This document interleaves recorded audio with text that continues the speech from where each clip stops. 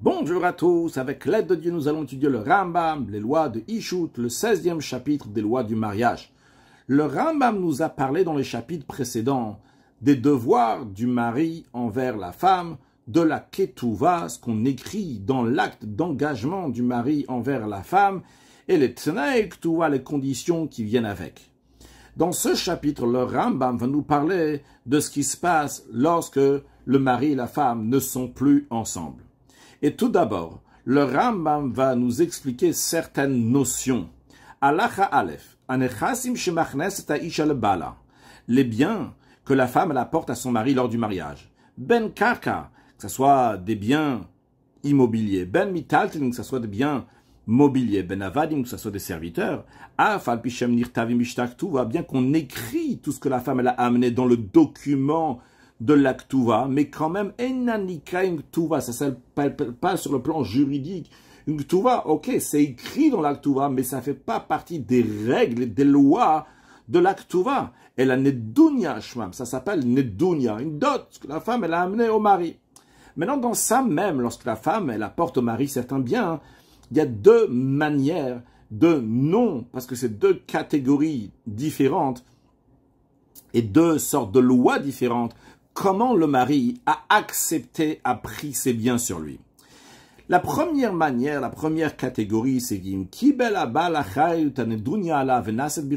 le mari, il a pris la responsabilité de cette dot, et c'est devenu donc la propriété du mari, eh bien, le mari a 100% ces biens-là qui lui appartiennent, et vu que ces biens-là valaient tant lors du mariage, s'ils vont se divorcer, eh bien, le mari devra rendre cette somme-là à la femme. C'est-à-dire, imaginons que la femme a ramené des biens qui valaient 100 000 euros. Imparata, il y a eu des pertes et maintenant ça coûte moins cher. Imaginons par exemple 80 000 euros. Eh bien, parata, l'eau. Qui est-ce qui a perdu? C'est le mari qui a perdu. Lorsqu'ils vont se divorcer, le mari, quoi qu'il arrive, il devra donner à la femme 100 000 euros. Parce que le mari, il a pris la responsabilité de cette dot.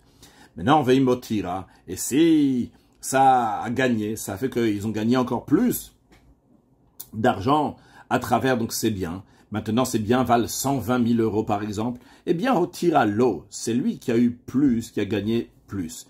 Eh bien, lorsque ces biens ont été pris par le mari avec responsabilité du mari, que quoi qu'il arrive, lui devra rendre cette somme d'argent. Comment ça s'appelle? À raison de ça s'appelle Nirsetson Barzel. Des biens de petits bétail de fer. Le lien du petit bétail ici, car à l'époque, lorsqu'il donnait au berger un troupeau, il lui donnait d'une telle manière qu'il dit, voilà, ça coûte tant, eh bien, toi, tu prends la responsabilité de nous ramener tant d'argent, quoi qu'il arrive, ça s'appelle Nirsetson Barzel. Donc, littéralement, ces petits bétails de fer. Mais l'idée, c'est que le mari doit donner exactement la même chose, comme du fer. Donc ça reste quelque chose de stable, quelque chose de fort. La somme d'argent doit être remboursée de la même manière. Donc ça, c'est Nirsetson Barzel. Maintenant, deuxième catégorie, si le mari n'a pas pris la responsabilité de cette dot, elle a Ari Birshuta Isham, s'arrête dans la propriété de la femme. Alors, dans ces cas-là, c'est cette somme d'argent donc a diminué, eh bien ça a diminué chez la femme. Il me tira là, et si ça a rajouté, eh bien ça a rajouté chez elle. Dans un tel cas, à raison nikat nirsemelog, ça s'appelle des biens de melog, littéralement melog qui veut dire plumer, comme on plume un oiseau. Ici aussi le mari, ce qu'il est en train de faire, c'est de prendre toute l'utilisation de ces biens, mais le bien lui-même reste à la femme. Par exemple, si la femme, elle a un champ qui donne des fruits, les fruits vont appartenir au mari, mais le champ lui-même reste chez la femme. Donc il est en train de plumer, entre guillemets, le champ, donc ça s'appelle Nirse Melog. Donc ce que nous avons vu ici, c'est, il y a la Ktuva, qui est une chose, et les conditions de Ktuva qu'on a vues donc dans les chapitres d'avant, puis il y a eu la notion de Nedunia, qui est une dot. Dans cette dot même, il y a deux catégories. Il y a le Nirsetson Barzel, et il y a le Nirsemelog. Nirsetson Barzel, c'est que le mari prend la totale responsabilité et le corps des choses lui appartient. Par exemple, dans le cas qu'on a donné, le champ appartiendra au mari, pas seulement donc les fruits. Dans le deuxième cas, Nirsemelog, le mari donc il plume les biens de la femme, donc les biens restent dans la propriété de la femme, mais le mari peut utiliser, recevoir profit de tous les fruits, tout ce qui découle de ces objets. Halacha bet. Vechen de même. Kol nechassim sheyesh la isha. Tous les biens que la femme elle a, shelo yichnisa tam le bala, qu'elle n'a pas apporté à son mari, velo kadva tam biktuvata, qu'elle n'a pas écrit dans l'aktuva. Elle a dit charu la leatzma. Mais ils sont restés donc pour elle-même. Elle avait l'intention de les garder pour elle-même. Ou bien après le fiançailles, une fois que la Ktuva avait déjà été écrite, après son mariage, que la Ktuva a déjà été écrite, et elle a reçu des biens par héritage, donc des biens qui lui appartiennent, ou bien qu'on lui a donné en cadeau, à kol nikaim nirsemelog. Tout ça s'appelle des biens melog, plumés chez Kulan Birshutaen, car tous ils sont dans la propriété de la femme. Le Rambam revient à ce qu'il veut en dire en ce qui nous concerne la Ktuva. Venika Ktuva, elle a Ika Ktuva chez Meir Mataim Imatosefet. Qu'est-ce qui est appelé la Ktuva? Deux choses. La somme de base qui est dans la Ktuva, c'est 100 zouz si la femme n'est pas vierge et 200 zouz si la femme elle est vierge.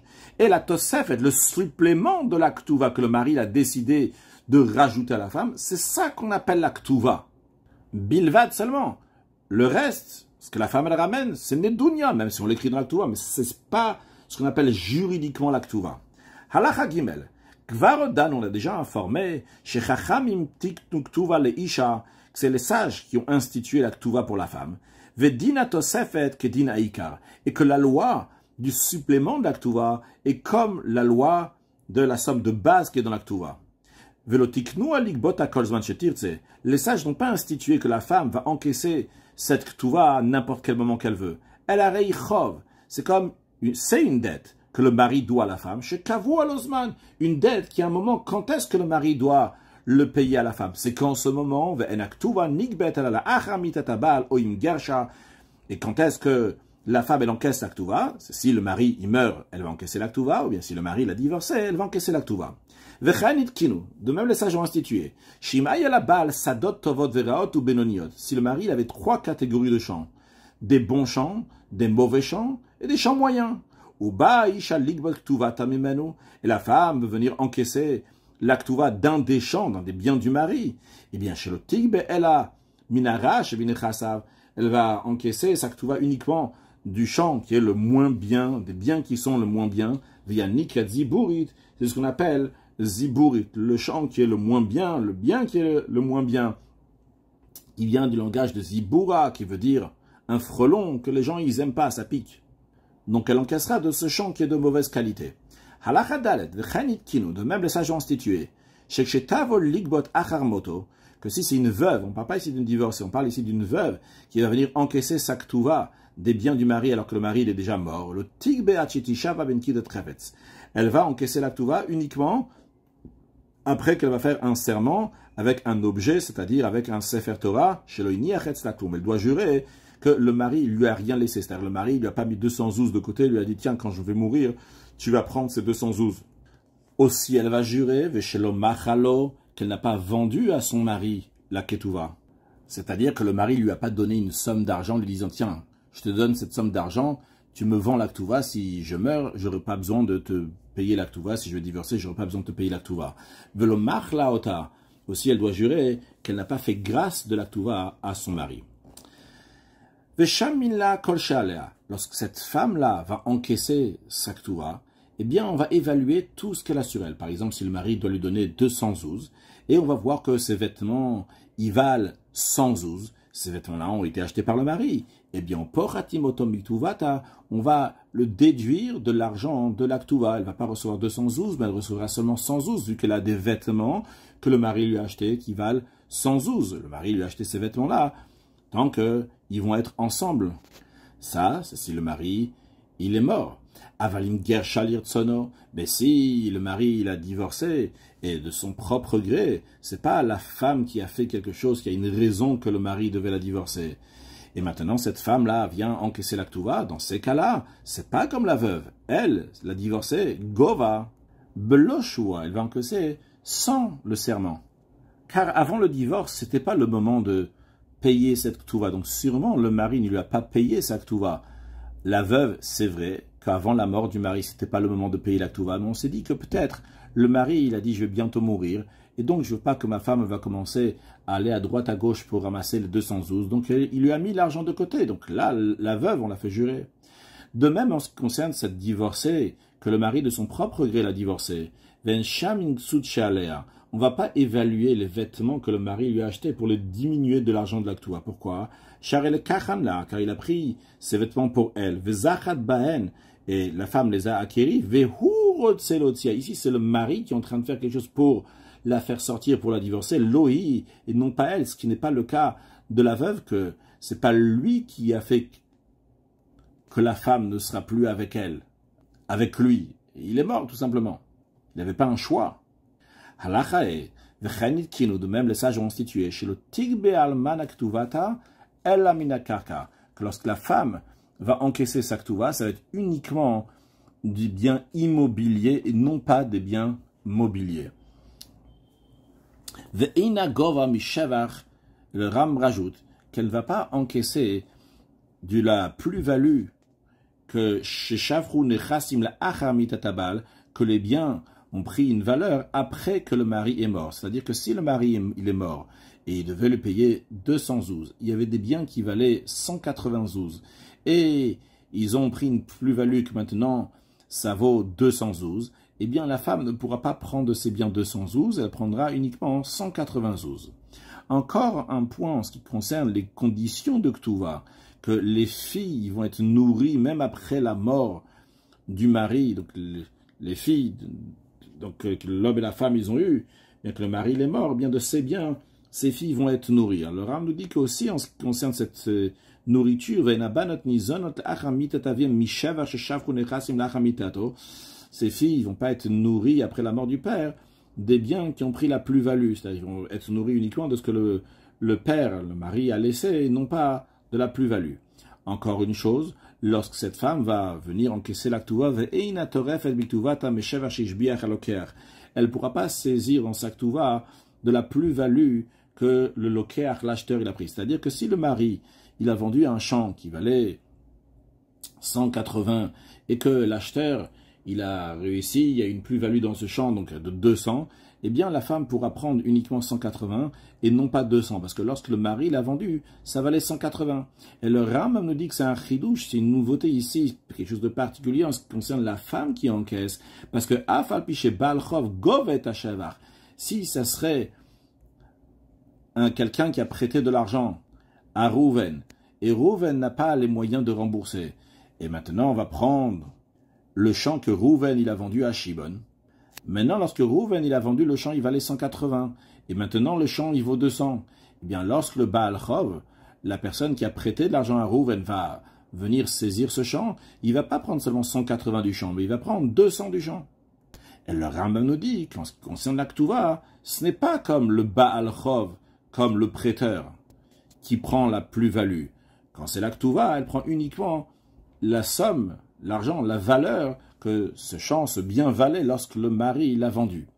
Udvarim eilu, et ces choses-là qu'on vient de voir dans cette halakha, que la ktuva est encaissée uniquement des biens immobiliers et non pas des mobiliers, et que la ktuva ne peut pas être encaissée de la plus-value, mikule ktuvaen, ça fait partie des allègements qui sont prévus dans le cadre du paiement de la ktuva, que les sages ont facilité au mari le paiement de la ktuva. Halachavav, vechen, mikule ktuva, de même des allègements qui sont prévus dans le cadre du paiement de la ktuva. Chez Titol Aisha ktuva taksafa, que la femme va encaisser la ktuva mina pachot shemamot beot, de l'espèce la plus faible de monnaie. Ketzad. Comment ça? Qu'est-ce que ça veut dire? Nasa Isha makom, si quelqu'un s'est marié avec sa femme dans un endroit, veger shabem makom bacher, il a divorcé dans un deuxième endroit. Si l'argent de l'endroit du mariage est mieux et plus lourde, ils valent plus, de l'argent de l'endroit du divorce, il va lui donner de l'argent du deuxième endroit, de l'endroit où il est en train de la divorcer, bien que cet argent-là, elle pèse moins, elle vaut moins. Évidemment, on parle d'un cas que l'argent du deuxième endroit va peser au moins les 200 zouz ou bien les 100 zouz qu'il doit donner. Et si l'argent à l'endroit du divorce, ça vaut plus, c'est plus lourd de l'argent du mariage. Il a donné de l'argent qui est à l'endroit du mariage, c'est des pièces qui sont plus légères et qui valent moins. Le Rambam précise que Bamed Varim Amurim, dans quel cas s'applique ce qu'on vient de dire. Si dans la Ktuva, il y avait écrit donc des pièces sans préciser exactement quelle pièce de monnaie il s'agit. Il y avait une Peresh Bamad Be'yadou. S'il a donné une monnaie, une pièce donc bien précise, par exemple, il a donné donc des dinarim qui sont en Eretz Israël. Il n'a pas juste dire un dinar. Si tu dis un dinar, ça peut être un dinar de tel endroit, endroit numéro 1, endroit numéro 2. Mais s'il a dit des dinarim de Eretz Israël, par exemple, ben ba'ikar ben batosevet, que ce soit dans l'argent de base qui est dans la Ktuva, que ce soit dans les suppléments que le mari rajoute dans la Ktuva, dans ces cas-là, s'il a dit clairement de quelle pièce s'agit-il, bien c'est comme quelqu'un qui a prêté à son ami donc une pièce précise chez Noteno, que Moshe évoque, de lui donner exactement cette pièce précise, un dinar d'Eretz Israël ou un dinar de tel endroit, que Moshe Idber Beichot Alva, comme on expliquera dans les lois des prêts. Halach Hazayin. Le Rambam nous dit que malgré ce qu'on a appris avant, que la femme va encaisser la Ktuva uniquement des biens immobiliers et non pas des mitaltelin, des biens mobiliers. Malgré cela, Tiknoa Geonim Bechola Yeshivot, les Geonim dans toutes les académies, dans tous les Yeshivot, ont institué chez Tiaisha Gova Ktuvata Achar Mitat Bala Afmina Metaltelin, que la femme va encaisser sa Ktuva après la mort de son mari, même des biens mobiliers. D'ailleurs, Keder Sheit Kino le Baal Chov, comme les Geonim ont aussi institué pour le prêteur d'argent, Ligbot Mina Metaltelin, qui va encaisser la dette qui n'a pas été payé, il va encaisser pas seulement des biens immobiliers, mais des biens aussi mobiliers. Et le Rambam dit que cette institution des Geonim ou Pashta Takanazo Bechol Israël, cette institution des Geonim s'est répandue dans tout le peuple juif. Vechen, de même, Shatna Ktuva, les autres conditions de Ktuva aussi, pas seulement la Ktuva elle-même, mais aussi les conditions de la Ktuva qu'on a appris dans les chapitres précédents. Kulan ki Ktuva, ils sont tous considérés comme la Ktuva. Et donc, et donc, ça s'applique aussi que la femme va pouvoir encaisser les conditions de la Ktuva, pas seulement des biens immobiliers, mais aussi des biens mobiliers. Chutz, à l'exception d'un détail des conditions de la Ktuva, c'est Ktuva de Bnei Dichin, la Ktuva des enfants garçons. C'est-à-dire, imaginons que Rouven s'est marié avec Rachel, il a eu un garçon Shimon. Dans la Ktuva de Rachel, Rouven, il avait écrit qui va lui donner 1000 zouz. Après, Rouven s'est marié avec Léa, et dans la Ktuva, il y avait écrit 200 zouz. Et Rouven avec Léa, ils ont un garçon qui s'appelle Lévi. Maintenant, Rachel, elle est morte. Après, il y a eu Léa qui est morte. Après, il y a eu Shimon, Rouven qui est mort. Lorsque Rouven, le mari, il est mort, maintenant, le premier garçon, Shimon, lui, va prendre de la Ktuva de sa mère. Il va prendre 1000 zouz. Après, Lévi, le garçon de la deuxième femme, il va prendre 200 zouz. Donc, ils vont encaisser la Ktuva de leur mère, c'est Bnin Dichin. Et après cela, une fois que Shimon et Lévi, ils ont pris la Ktuva à chacun de leur mère, après, le reste de l'argent de Rouven sera partagé entre ces deux enfants. Ça, c'est Ktuva de Bnin Dichin. Et le Ram est en train de nous dire ici que pour cette Ktuva des garçons qui encaissent leur mère, la Ktuva de leur mère, sache le matzanu mina girushata pashut bechol haishivot. On ne retrouve pas que cette coutume, cette institution a été dans toutes les académies. Les filles Chachani Omer, c'est la raison pour laquelle que dans ce cas-là, dans la Ktuva des garçons qui veulent hériter la Ktuva de leur mère après la mort de leur père, eh bien, Mamidin Otal Dina Talmud, on maintient cette loi-là basée sur le Talmud, il dit pour hériter la Ktuva de leur mère, ils prendront uniquement des biens immobiliers et non pas des biens mobiliers. Ça, c'est comme les choses sont dans le Talmud et d'après les Géonim. Maintenant, le Rambam dit qu'il est déjà devenu d'usage dans tous les lieux que nous connaissons et qu'on a entendu parler. Chez Yirtuvu Baktuva, qui vont écrire dans la Ktuva même, que la femme va pouvoir encaisser sa Ktuva, ben mikaka, ben mitaltel. Dans la Ktuva même, écrire que la femme, elle pourra encaisser pas seulement des biens immobiliers, carcaé, mais aussi, aussi des biens mobiliers. Le Ram dit que Vedavar Zetikun Gadolo. Et ça, c'est une résolution très importante. Vanashim Dolim Unevonim Inigubo. Et c'est des gens qui sont grands et avisés qui ont introduit cet usage-là. Parce que, en faisant ça, c'est une condition qui est monétaire. On a le droit de faire toute condition monétaire. Donc,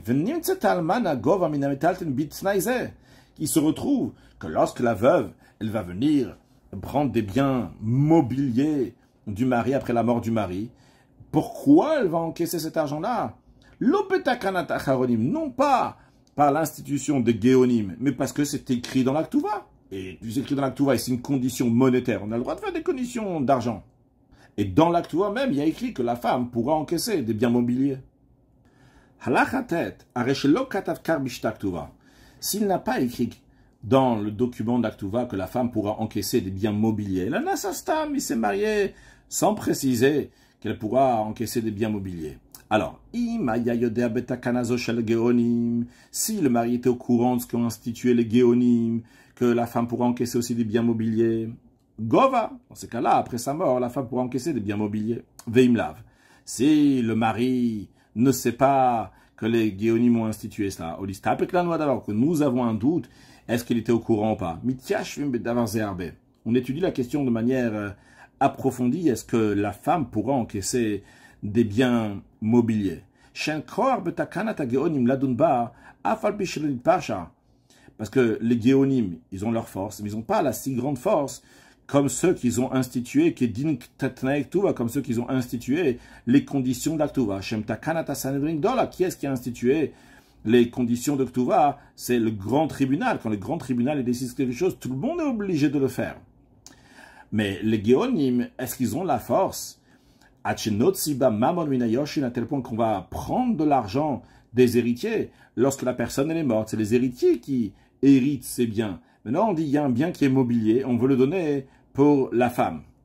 Alors, si c'est seulement la takana des Géonim, le Ram me dit c'est pas évident de donner ça à la femme si le mari n'était pas au courant. Et c'est la raison pour laquelle, dans la lacha précédente, le Ram me dit que c'est des gens qui sont grands, qui sont avisés, qui ont introduit cet usage-là d'écrire dans l'Aktuva même. Parce que par cela, la femme va recevoir sûr et certain ses biens, il n'y aura pas de doute, elle pourra prendre ses biens mobiliers sans laisser aucun doute.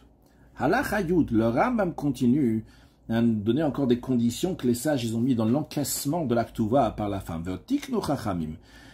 Les sages ont aussi institué que tous les biens du mari vont être achraim ve'arvaim l'Aktuva, ils vont être responsables, hypothéqués, pour payer l'Aktuva de la femme. Tout ce qui appartient au mari. Même si ce que le mari doit à sa femme dans l'Aktuva, c'est uniquement sans ouz, un manet, dans un cas où la femme n'était pas vierge. Le mari, il a des immobiliers pour 2000 pièces d'or à kol tachat shivudatua. Tout ce que le mari il a est soumis, assujetti à payer l'Aktuva de la femme s'il va la divorcer ou s'il va mourir. Tout ce que le mari va vendre à partir du jour de son mariage, bien que la vente est considérée une vente, il a le droit de vendre tous ses biens s'il veut. Eh bien, lorsqu'il va mourir ou il va la divorcer, eh bien, la femme pourra saisir ces biens-là, ou partie de ces biens, pour qu'on va lui payer sa ktuva, si le mari va la divorcer, ou lorsque il va mourir, au cas où elle ne trouve pas des biens qui sont pas libres, des biens libres, c'est-à-dire des biens immobiliers que le mari n'a pas vendus. Si elle ne trouve pas des biens immobiliers que le mari n'a pas vendus, elle ne trouve pas des biens immobiliers libres, eh bien dans ces cas-là, elle prendra ces biens immobiliers qui ont été vendus. Le Ram rajoute, lorsqu'elle va saisir ces biens des acheteurs, l'otitof el abishvoa bin kitat kafetz. Elle devra faire un serment, et un serment dans lequel elle porte un objet, donc le Sefer Torah. Elle va jurer qu'elle n'a pas reçu l'Aktuva, que son mari ne lui a pas donné l'argent, qu'elle n'a pas fait grâce à son mari, ou bien qu'elle n'a pas vendu l'Aktuva à son mari, qui est din kol balei chovot, qui est la même loi que tous les prêteurs que l'emprunteur n'a pas les moyens de rembourser, eh bien, si l'emprunteur il a vendu un champ après que le prêt a été fait, on dit un champ ou un bien immobilier, eh bien, le prêteur pourra aller chez les acheteurs et reprendre ce bien, mais il devra faire une chevoua, un serment, que la dette n'a pas été remboursée ou qu'il lui a pas fait grâce. Maintenant, les sages auraient pu faire qu'à la place que ce Rouven qui a 2000 pièces d'or dans ses biens immobiliers, de grande valeur, et il va lui dire, voilà, tel et tel champ, tel et tel endroit, ce coin-là, il va être pour toi. Pourquoi les sages n'ont pas institué ça? Ils ont dit que tous les biens vont être engagés pour la Ktuva Vetakanazo. C'est que les sages ont institué cela. C'est que des chez l'oyet Ktuva Takala Beinav, pour pas que la Ktuva soit une chose légère aux yeux du mari. Quand il prend une crise, soudainement, il veut la divorcer, il dit, tiens, voilà, il y a déjà ce petit coin là-bas qui t'attend, c'est pour toi, prends ce coin de champ, prends cette partie de champ, et je me débarrasse de toi.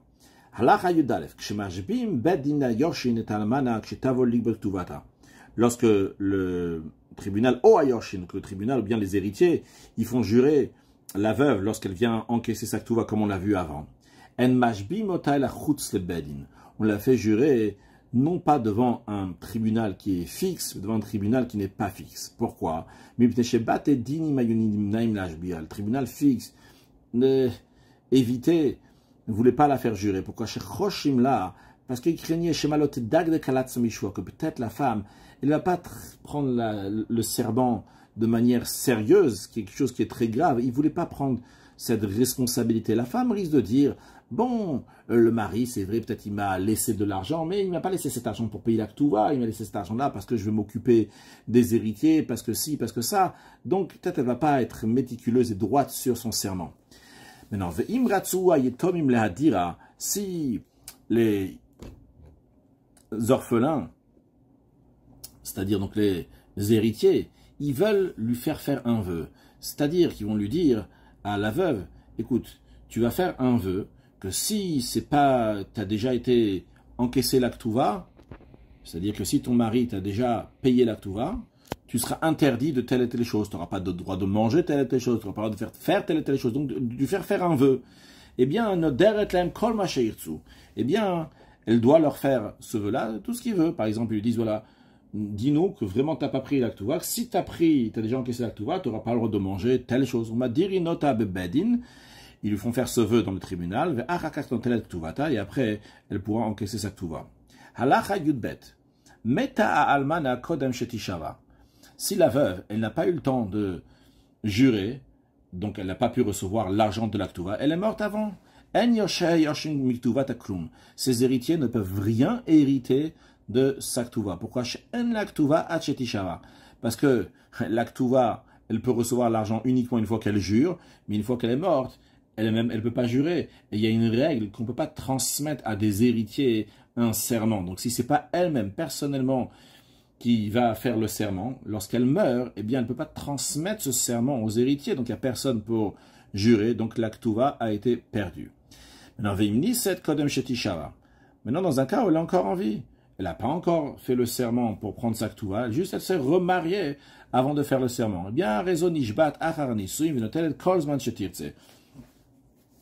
elle va jurer, elle va faire un serment. Donc après, même une fois qu'elle est mariée, quand elle veut, elle fera ce serment.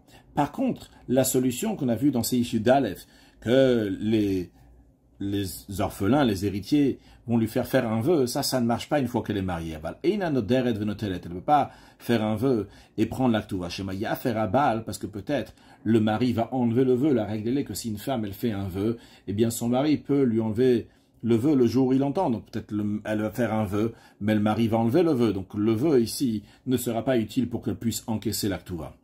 Halacha yud gimel.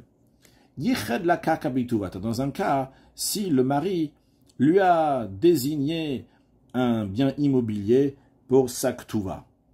C'est-à-dire, bien qu'on a appris avant que le mari ne peut pas désigner un bien immobilier, dire voilà, tu vas prendre ta ktuva d'ici, mais il peut le désigner, le dire que cet endroit-là sera prioritaire pour payer ta ktuva. Ben shiyirda barbat metzarim. Ça soit que le mari l'a désigné en indiquant les 4 limites du champ. ben metzer echad, ou bien en indiquant seulement une seule limite du champ. Quoi qu'il arrive, quelle que soit la manière, gova et ktuvata mimenu bloshu, elle va encaisser la ktuva de ce champ-là sans faire de serment, car du moment où il a désigné un champ pour encaisser, on est sûr et certain que le mari lui a pas laissé de l'argent aussi, vu qu'il lui a dit cet endroit va être prioritaire pour encaisser ta ktuva, donc il lui a pas donné de l'argent, elle lui a pas fait grâce non plus, elle lui a pas vendu non plus.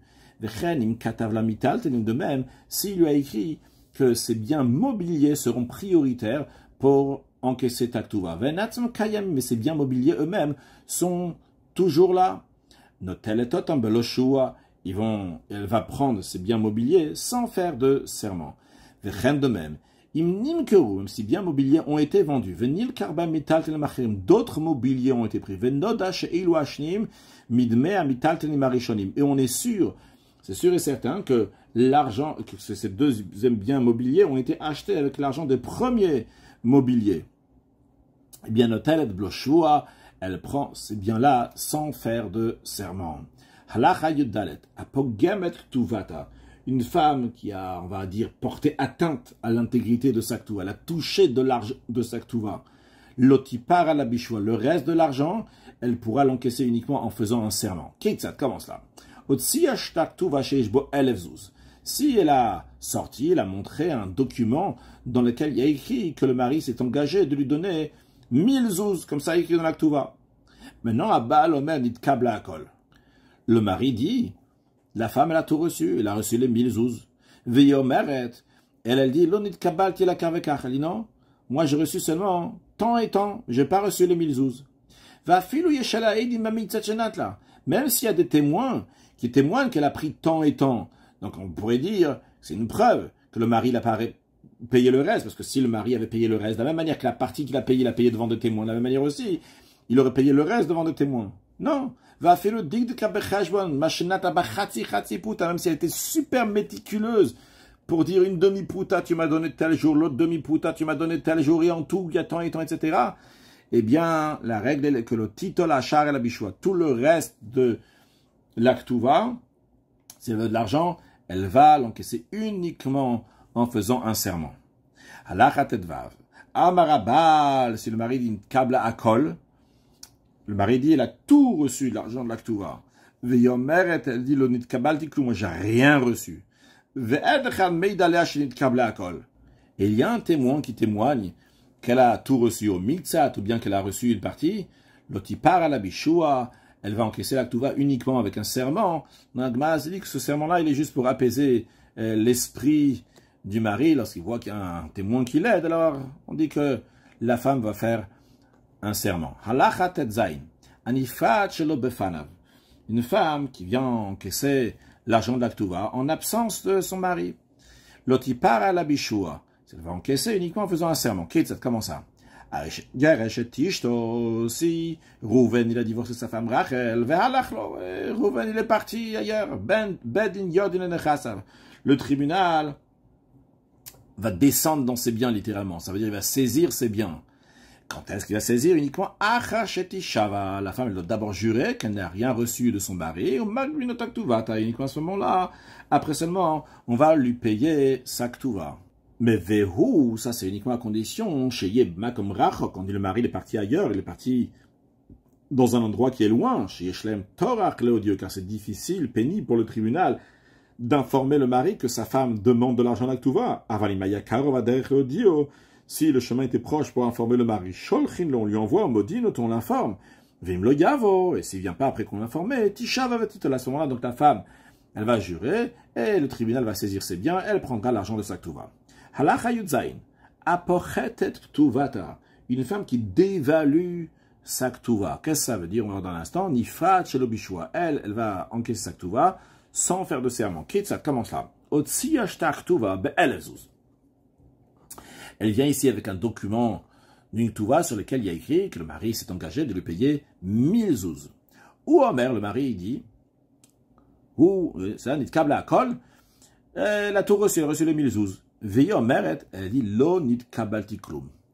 J'ai rien reçu. Mais elle est pochetet. Elle dévalue sa ktuva. Qu'est-ce que ça veut dire? Elle dit Malgré ça, que je viens de dire que j'ai rien reçu, ce qui est vrai, mais ce que je dois recevoir, c'est seulement 512. C'est vrai que dans le document de Ktuva, il y a écrit 1000. Mais ça, c'est Amana Aïta Beni le Beno. Il y avait un accord de confiance entre moi et lui. Que bien qu'il va écrire 1000 comme ça pour faire beau, classe, mais entre nous, je prendrai seulement 500. Eh bien, celle-là, à Rezonifat, chez le Bishvoa, elle va encaisser sa Ktuva, 512, sans faire de serment.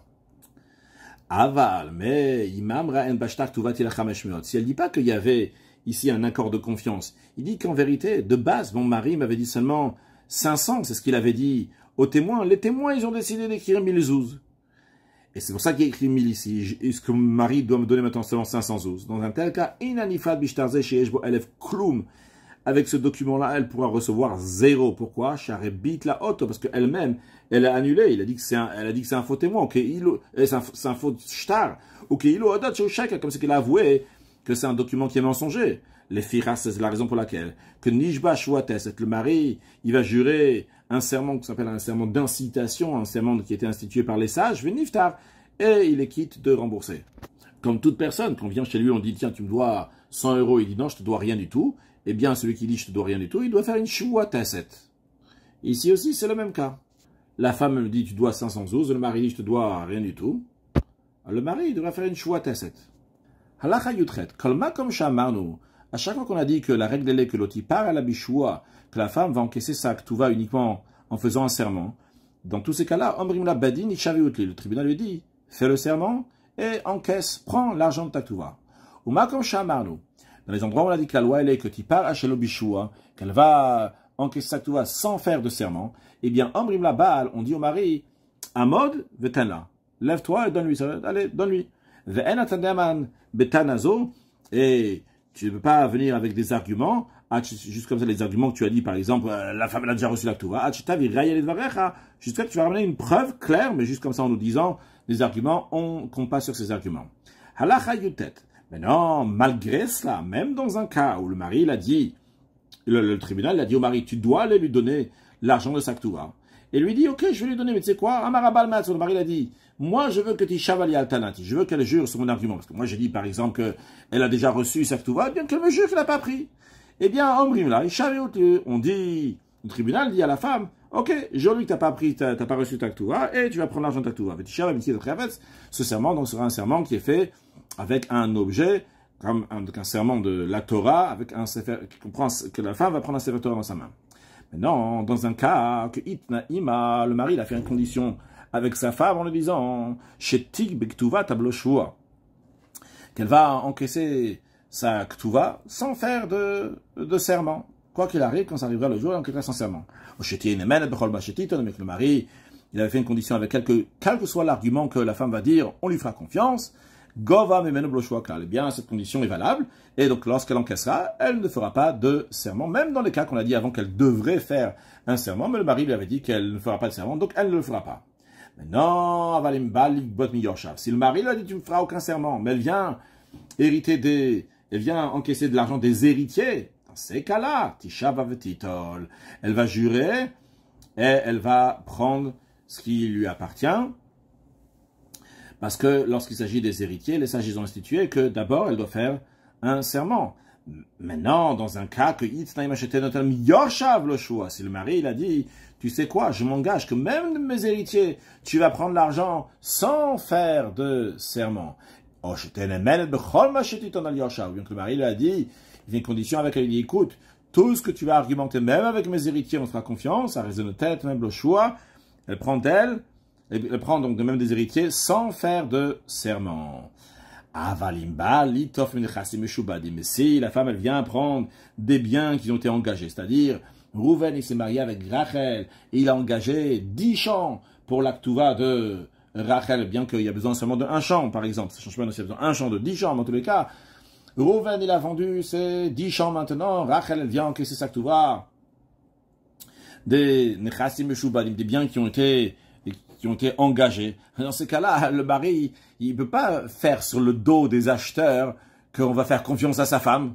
Donc il ne peut pas avoir une condition et dire, écoute, tout ce que tu vas dire, tu pourras, quoi qu'il arrive, prendre des biens que j'ai vendus. Non, des héritiers, c'est l'argent de Rouven. Il peut dire, l'argent qui passe sur mes héritiers. Moi, je suis d'accord que ma femme, Rachel, elle va venir les prendre sans aucune condition, sans jurer. Mais quand il a vendu un champ, l'otito fait la bichoua. Elle pourra saisir les biens que les acheteurs ont pris qui appartenaient avant à Rouven uniquement en faisant un serment.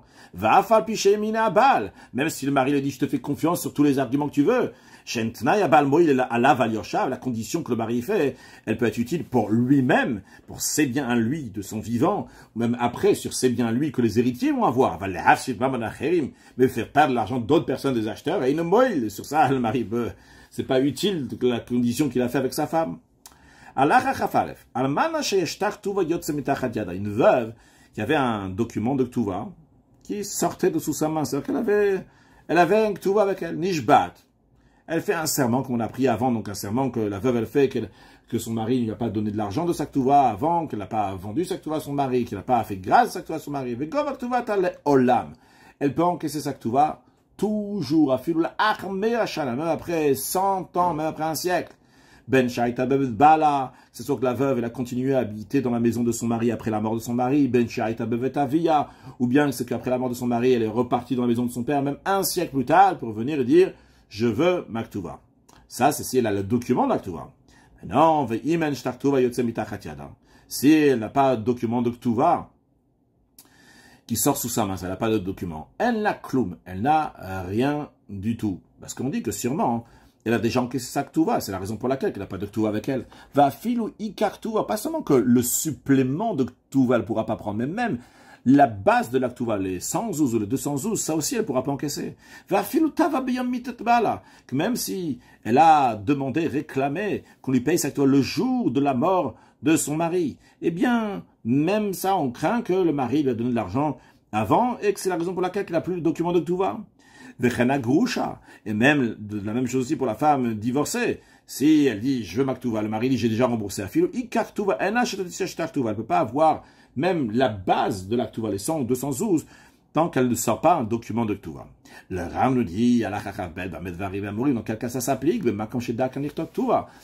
un endroit que c'est l'usage d'écrire une Ktuva. À ce moment-là, s'il n'y a pas de document de Ktuva, eh bien sûrement on lui a déjà remboursé, mais dans un endroit que c'est pas l'habitude d'écrire une Ktuva, on s'appuie sur la condition du tribunal, que la condition du tribunal, il dit que quoi qu'il arrive, quand quelqu'un il se marie avec une femme, il y a la Ktuva, toutes les conditions de la Ktuva, donc ils n'ont pas besoin d'écrire là-bas dans ces endroits-là une Ktuva. Eh bien, Ikar Ktuva, dans ces cas-là, le Ikar Ktuva, l'essentiel de la Ktuva, ça va oui encaisser. Bien qu'elle n'a pas le document de la Ktuva, ben Nidgasha, ben Nitalmena, que ce soit qu'elle a été divorcée, que ce soit qu'elle était veuve, ben Shaita Bala, qu'elle était continue à vivre dans la maison de son mari après sa mort, ben Sheloita Bala, bien qu'elle n'était plus dans la maison de son mari. Vu que là-bas ils écrivent pas une Ktuva, eh bien, quand elle vient, elle demande une Ktuva, eh bien, on lui donnera sa Ktuva. Ça, c'est sur le Ikar Ktuva. Aval Tosefet, mais le supplément de la Ktuva que le mari lui a rajouté, elle n'a bechol makom, dans tous les cas, dans tous les endroits, dans tous les cas comme il mentionné, elle ne pourra pas recevoir le supplément et la biraya brour uniquement s'il y a une preuve claire. Avant,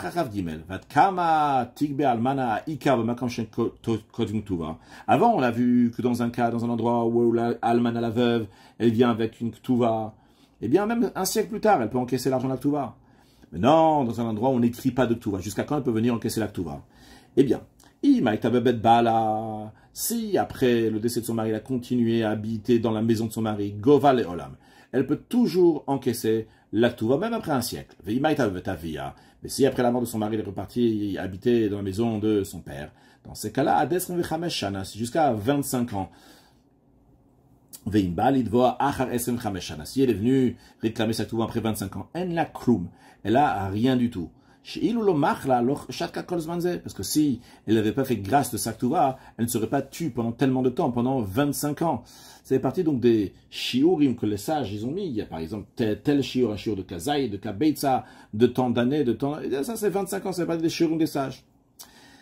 Vare ina imayoshin. Et le Ram rajoute un argument. Pourquoi on dit que la sûrement fait grâce à sa ktuva? Parce que elle n'est pas comme la femme qui a continué à habiter dans la maison de son mari, même après la mort de son mari, qu'elle est avec les héritiers, mais celle-là qui est repartie à la maison de son père, elle n'est pas avec les héritiers qui étaient chez Tomar, pour qu'elle puisse dire, argumenter que la raison pourquoi j'ai pas demandé ma Ktuva jusqu'à présent, parce que j'ai honte de leur réclamer la Ktuva, alors qu'ils sont avec moi à la maison, je suis gêné. Mais lorsqu'elle est ailleurs, elle ne peut pas avoir cet argument-là. Donc, au bout de 25 ans, on lui dit, ça y est, maintenant, tu ne peux plus la réclamer. Les firach, c'est la raison pour laquelle, vu qu'on vient de dire que si elle vit avec les tomim, avec les héritiers, dans la même maison, elle peut être gênée de réclamer sa ktuva. Alors là, on nous dit, c'est la raison pour laquelle, même si la almana, elle était dans la maison de son père, mais c'était l'héritier qui lui a amené lui-même personnellement de la nourriture à la maison de son père, donc de la veuve, et il s'occupait d'elle. Elle peut réclamer cette même après 25 ans. Parce que ça qu'elle s'est tue, elle n'a pas réclamé, elle a honte de l'héritier qui s'occupe tellement bien d'elle, et il va dire, tiens, je vais demander aussi la ktuva, donc elle est gênée.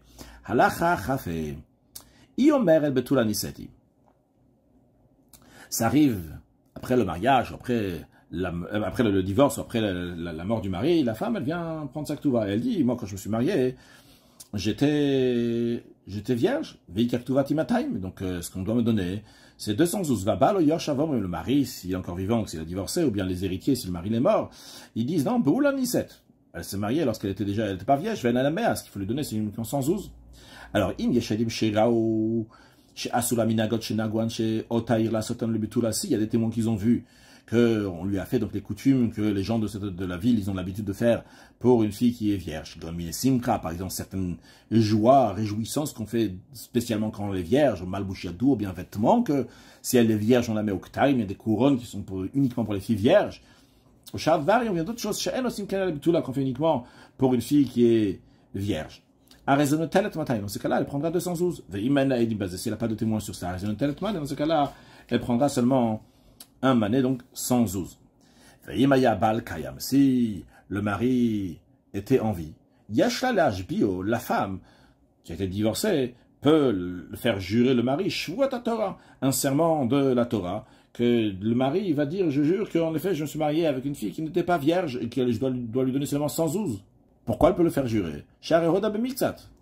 Le mari, il a avoué sur une partie de l'argument de la femme. C'est-à-dire, si Rouven va voir Shimon et lui dit, tu me dois 200. Et Shimon lui dit, non, je te dois seulement 100. Ce qu'on appelle un modé bemitzatana. Quelqu'un qui avoue sur une partie de l'argument.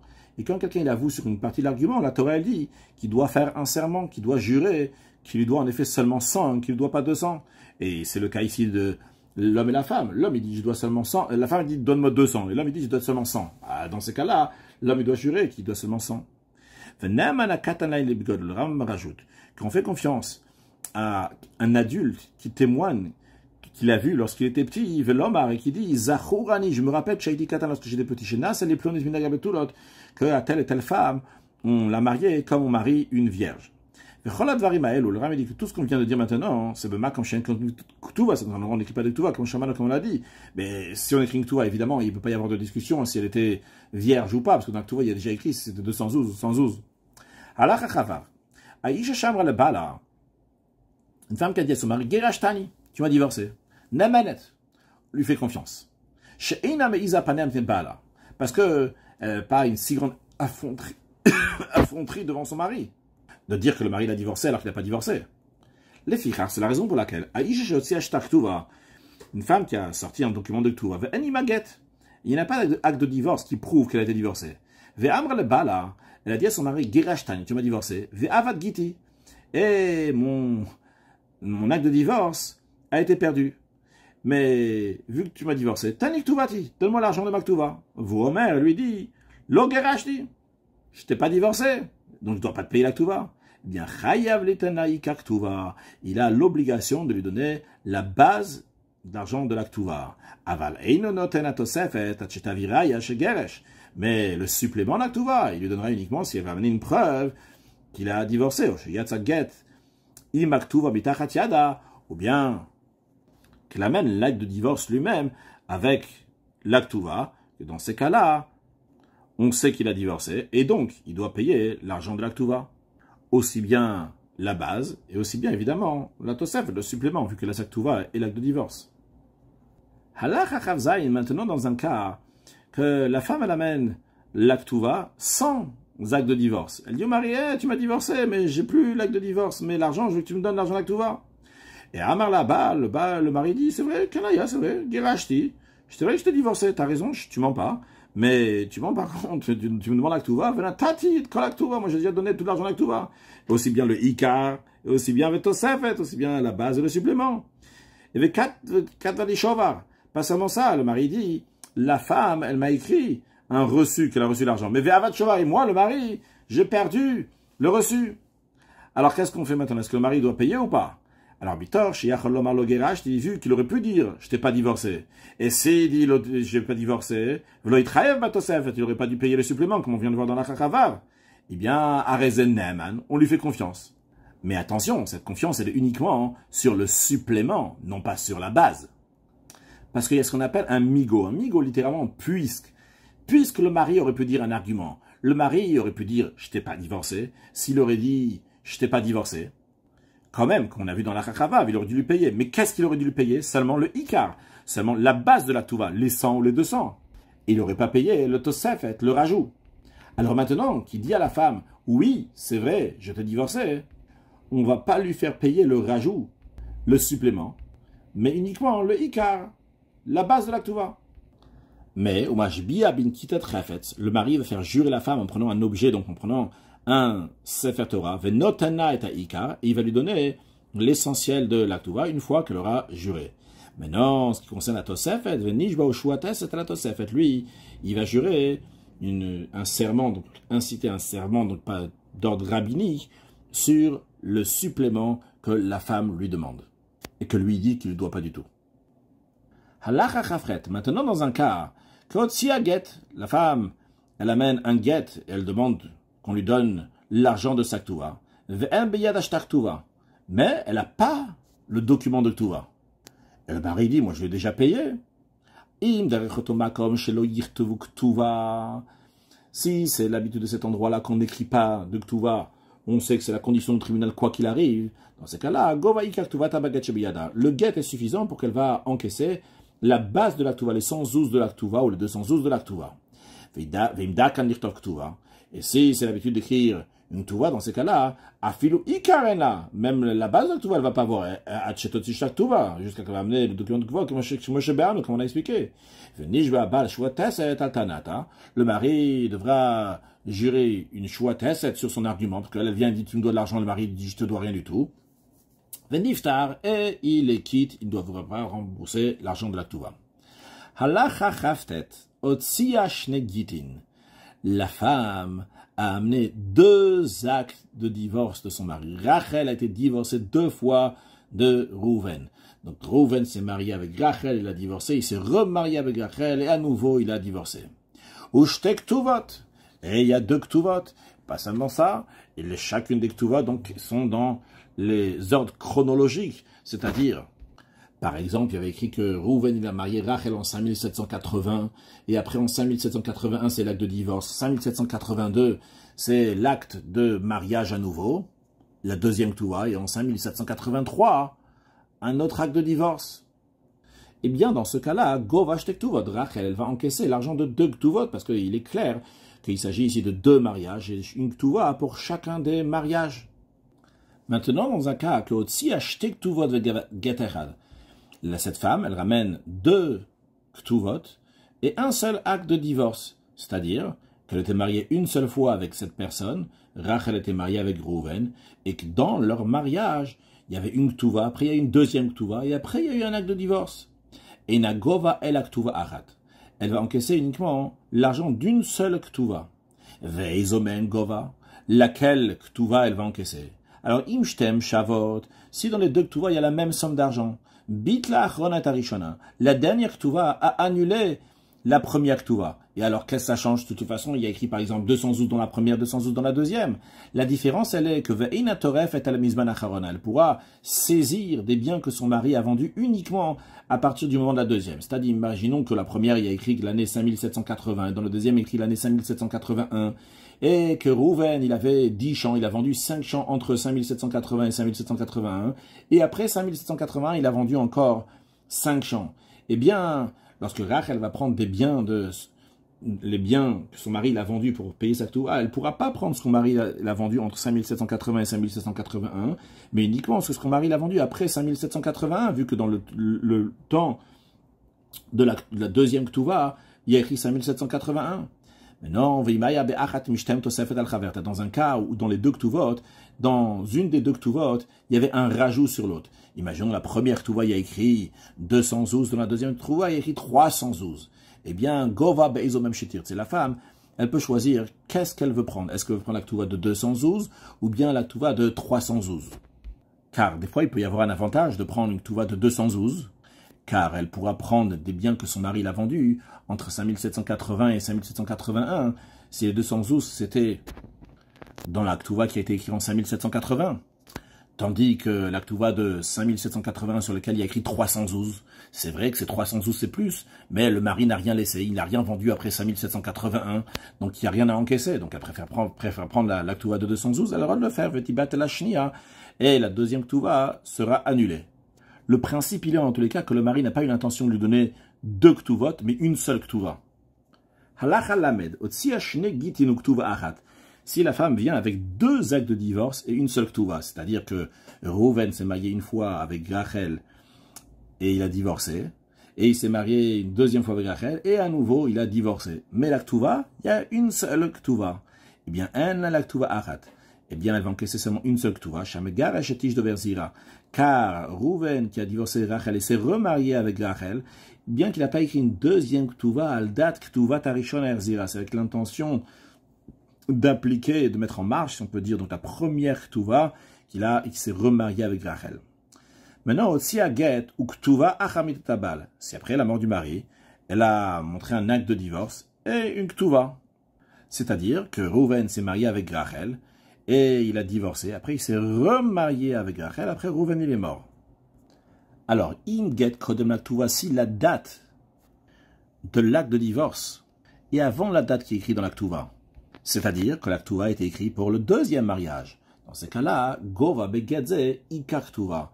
Elle va prendre avec cet acte de divorce-là l'essentiel de la Ktouva. Imenda Kanir Tov Ktouva, si ce n'est pas l'habitude dans cet endroit d'écrire la Ktouva. Donc le get, l'acte de divorce, fait preuve qu'il faut lui payer l'argent de la Ktouva. Et en plus de ça, Vegova Kol Mashesh Ba Ktouva. Elle va prendre aussi donc tout ce qui est dans la Ktouva pour le Sharezar Taba Bemitato, puisqu'elle a mérité, elle a reçu lors de sa mort. C'est-à-dire, dans le premier mariage, le mari ne lui a pas fait de Ktouva. Et dans le deuxième mariage, elle a eu une Ktouva. Dans le premier mariage, comment elle reçoit l'argent de la Ktouva? C'est un endroit où on n'écrit pas de Ktouva. Alors, le fait qu'elle a un get, elle va recevoir l'argent de la Ktouva, ce qu'elle vient prendre maintenant. Et en plus de ça, dans le deuxième mariage, il lui a fait une Ktouva. Eh bien, lorsque le mari est mort, elle va encaisser la Ktouva. Maintenant, vim Ktouva kalmet a get. Si la date de la Ktouva elle est avant l'acte de divorce, c'est-à-dire que la Ktouva a été faite pour le premier mariage, elle a la Ktouva achat, elle a seulement une seule Ktouva, chaque Ktouva rishon erzira, parce que c'est en comptant, en s'appuyant sur la première Ktouva que le mari s'est remarié avec elle. Allah Chalamed Aleph. Aisha ne'emenet omar bet bali. On fait confiance à une femme qui dit que son mari est mort, que les shetina c'est pour qu'elle va se marier, comme ça sera expliqué dans les lois de divorce. Parmi les conditions de la Ktouva,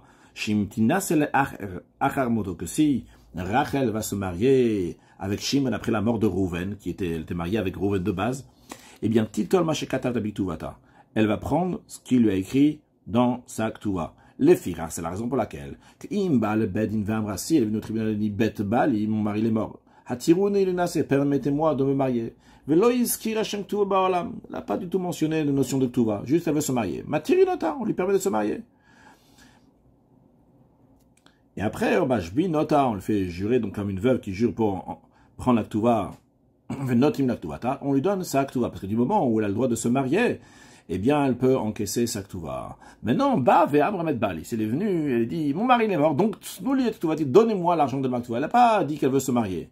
Eh bien, dans un tel cas, Afleina, c'est le matériel, même pour se marier, on ne lui permet pas. Chalis, qui a ktuva parce qu'elle est venue pour la ktuva. Non, considère que le mari, il n'est pas mort. Vendat aleina c'est la ktuva mechaim bilvad.